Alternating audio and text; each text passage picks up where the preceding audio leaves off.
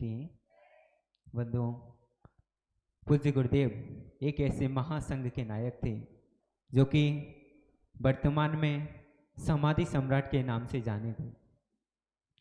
हम लोग गुरुदेव के बारे में क्या कहें, भले ही गुरुदेव आज वर्तमान में हम सभी की आंखों से ओझल हैं, लेकिन दिल से दूर नहीं। मुझे रूपेश भैया की एक लाइन याद आती है, उन्होंने अभी कुछ समय पहले ही गाई थी कि गए हो 24 में 24 ही में आना। ये हम सभी की प्रार्थना है कि गुरुदेव आप 2024 में गए हैं, लेकिन एक समय ऐसा आए कि आप 24 ही में उपस्थित हो, 24 तीर्थंकर के नाम में आप वहां पर आकर के विराजमान हो। कहते हैं कि युग प्रतिक्रमण के प्रवर्तक कहो या कहो कि विरागोदय के प्रणेता थे, महासंघ के नायक थे, दीक्षा दीक्षा के प्रदाता थे, आदि सिंधु परंपरा में सन्मति विमल सिंधु के लघुनंदन थे। ऐसे गुरु व विराग सिंधु को हम सबका कोटिशा वंदन है।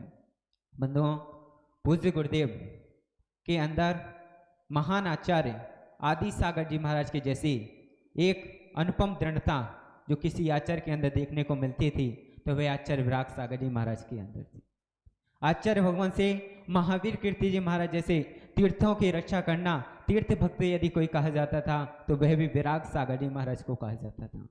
वात्सल रत्नाकर निमित्त ज्ञानी, उनके बाद में अगर किसी को, विमल सागर जी महाराज के बाद में किसी को वात्सल्य का महासरोवर कहा गया तो वह आचार्य विराग सागर जी महाराज को कहा गया। और सन्मति सागर जी महाराज जैसे महातपस्वी भी अगर किसी को कहा गया तो वह विराग सागर जी गुरुदेव को कहा गया। ऐसे चार चार महासाधुओं की हम सभी को झलक एक ही आचार्य में देखने को मिली। ये हमारा परम सौभाग्य है। पूज्य गुरुदेव का दर्शन मैंने पहली बार 2 मार्च 2017 में किया था। पूज्य गुरुदेव का सानिध्य 2 मार्च 2017 से 2 अप्रैल 2017 तक मुरैना में हम सभी को मिला। तब वह सिद्धांत का महान व्याख्यान करते थे, परंतु वे सिद्धांत का महान व्याख्यान भी इस प्रकार करते थे, सरल भाषा में करते थे कि हम सभी को समझ में आता था। उस समय हमारी बहुत ही कम अल्पायु थी, लेकिन इतने बड़े सिद्धांत की जानकारी भी वह इतनी सरल भाषा में देते थे कि सभी भक्तों को आसान तरीके से समझ आता था।